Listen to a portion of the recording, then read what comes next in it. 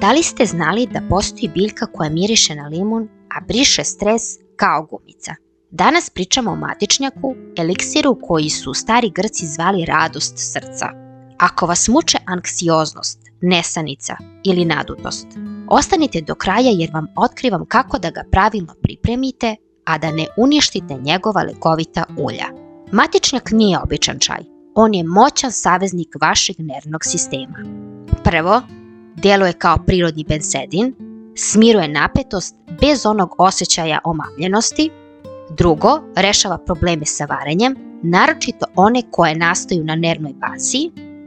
Treće, poboljšava fokus i jako smiruje, on zapravo pomaže vašem mozgu da bolje pamti. Ovde većina greši. Matičnjak se nikada ne kuva u vodi koja vri.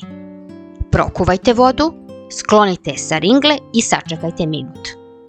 Supenu kašiku lista matičnjaka prelijte vodom, obavezno poklopite. Njegova lekovita snaga je u etarskim uljima koja isparavaju ako šolja ostane otvorena. Nakon 10 do 15 minuta vaš napitak je spreman. Najbolje ga je piti sat vremena pre spavanja.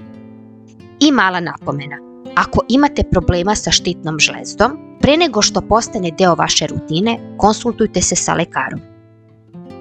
Pišite mi u komentarima da li ste već probali čaj od matičnjaka i kako on deluje na vas.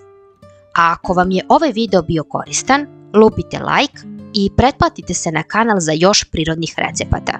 Vidimo se u sledećem videu. Pozdrav!